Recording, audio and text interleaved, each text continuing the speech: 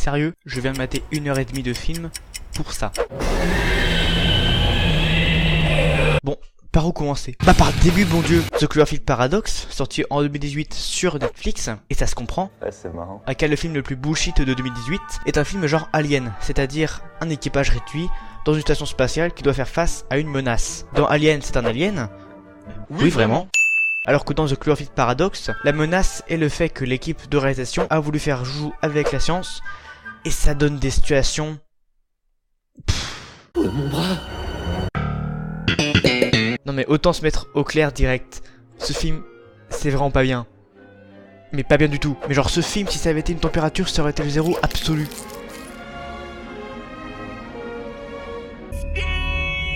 Bon, l'histoire. Bah oui, parce que même si l'histoire tient autant debout que Renault, faut quand même la raconter. Toujours la banane. Alors le film commence alors qu'on voit un couple dans une voiture en train de dire « Oh là là, le monde va pas bien !» Et la femme dit qu'elle doit aller dans l'espace pour régler ce problème. Le problème étant que la Terre est à court d'énergie, que c'est la guerre et que le seul espoir est un accélérateur à particules. Bon. Ok. Sauf que l'équipage reste 2 ans dans la station spatiale sans réussir à faire marcher la machine. Bouffon. Et il commence à y avoir quelques tensions envers les membres de l'équipage. Les tensions se résument à « Eh mais t'es allemand, du coup t'es un traître !» Ouais mais toi t'es russe, donc t'es aussi un traître. Du coup ils se tapent dessus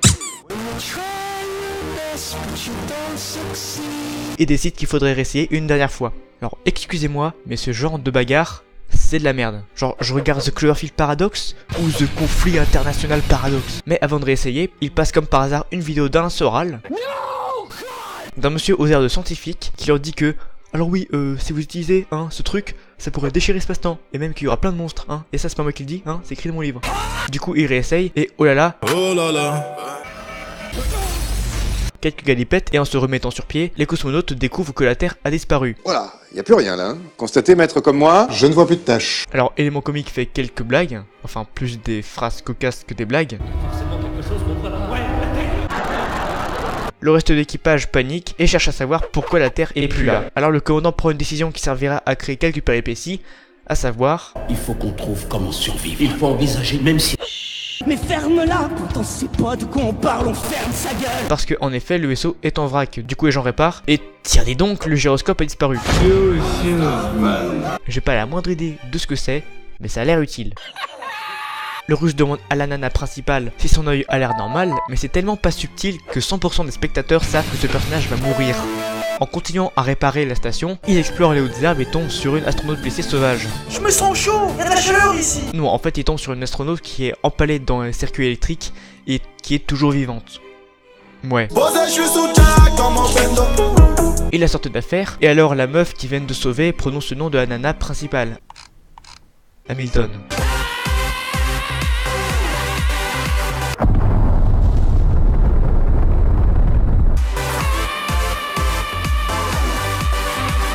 Le russe continue à tripoter son œil et... Oh bah ça alors, je m'attendais tellement pas, puis j'ai absolument pas une impression de déjà vu Non non. Et ce dernier se fait imprimer une arme. Il met des balles et part menacer l'allemand parce que, puisque c'est un allemand, c'est un traître, c'est bien connu. Sauf qu'il fait une sorte d'attaque, il a des convulsions et l'équipage le ramène sur l'île d'opération. Alors j'ai une petite question pour vous.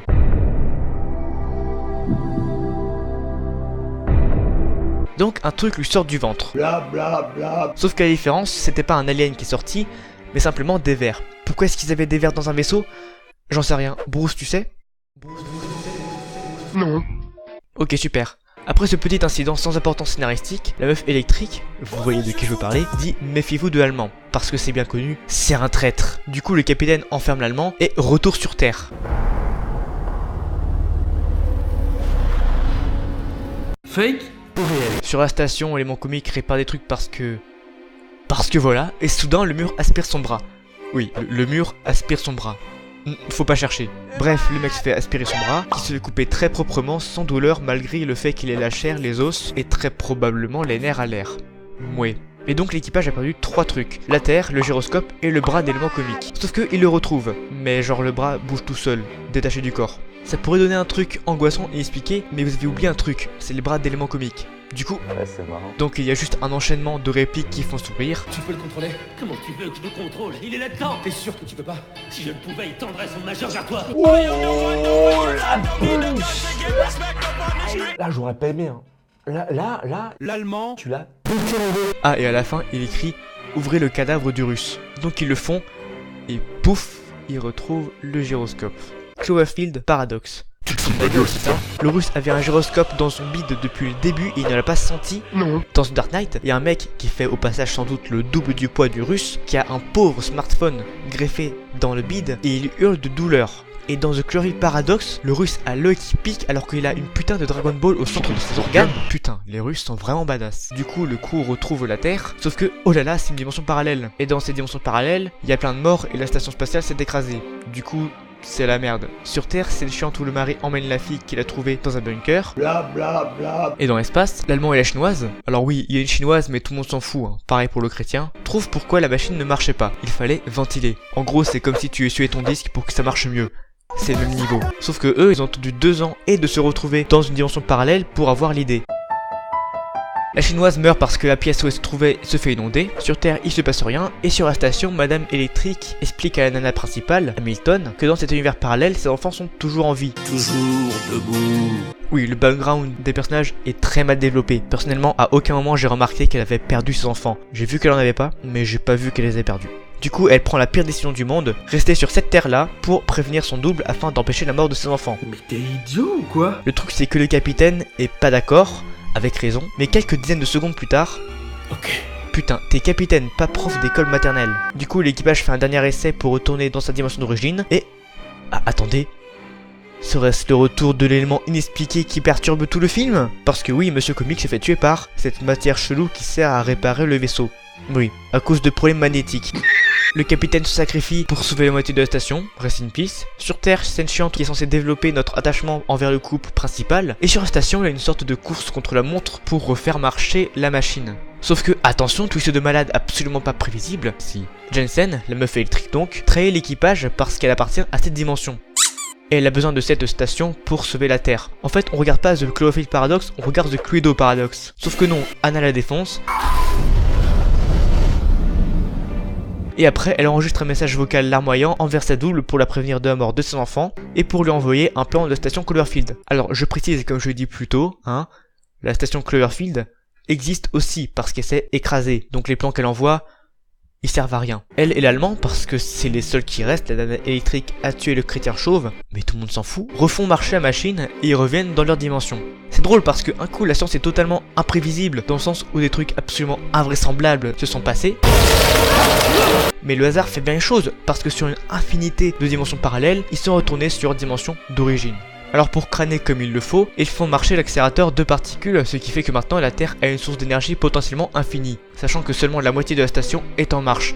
Non mais oui. Et enfin, à la fin, les deux astronautes prennent une capsule pour revenir sur Terre. Sauf que le mari hurle au patron de la NASA ou je sais pas quoi, en tout cas le patron de Hamilton, qu'il ne faut pas qu'il revienne sur Terre. Et pourquoi? Pour ça.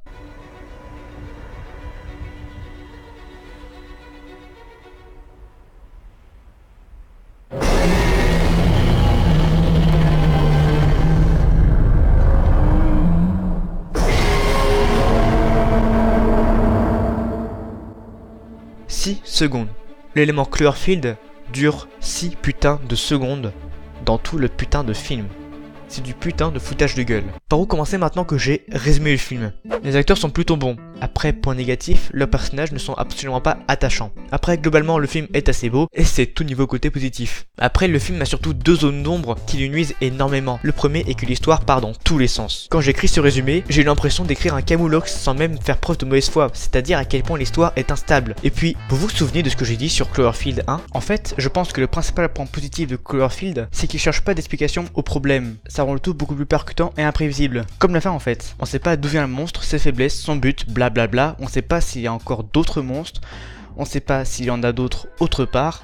Non, on sait juste qu'il attaque la ville et que l'armée galère comme un porc pour l'arrêter. Bah en fait, The Cloverfield Paradox, c'est tout l'inverse. Il tente de justifier tout ce qui se passe avec du charabia scientifique, sauf que de 1, bah il le fait à moitié et c'est la moitié qui est la moins crédible. Et de 2, en fait non, il y a pas de 2. Le film s'est mis dans la merde tout seul avec son délire de dimension parallèle. Surtout que les incohérences dans ce film, elles sont sans fin. J'ai pas pu regarder le film sans remettre une seule fois la stabilité de son univers en question. Et c'est terrible. Donc le premier point, c'est son univers bancal. Et le deuxième, c'est l'originalité. Le film ressemble à n'importe quel film catastrophe spatiale, en moins bien. Les premiers auxquels on pense, c'est Alien, Prometheus, Life, tout ça, sauf qu'il emprunte tout le charabia scientifique et le mindfuck à la Interstellar. La différence c'est que dans Interstellar, Christopher Nolan a bossé avec des astrophysiciens pour réaliser son putain de film, et ça rend le tout crédible. Et c'est pas le cas de Cloverfield Paradox. Et le plus paradoxal, jeu de mots, T'es pas drôle. c'est que The Cloverfield Paradox n'a de Cloverfield que le putain de nom. On a un élément invasion extraterrestre / monstre qui détruit la Terre explicitement montré dans les 6 dernières secondes du film. Et ça c'est n'importe quoi. Là où les 2 premiers films étaient originaux et intrigants, le 3ème est un gloubi-boulga mal foutu de plein d'éléments de science-fiction, le tout enveloppé dans un rythme douteux qui fait plus ressembler à un téléfilm qu'à un vrai blockbuster. D'où le fait qu'il est sorti sur Netflix du coup. Et c'est pas bien. C'est pas un bon téléfilm du tout. Bon, faut que je me ressource et que je regarde un beau film. Fait chier.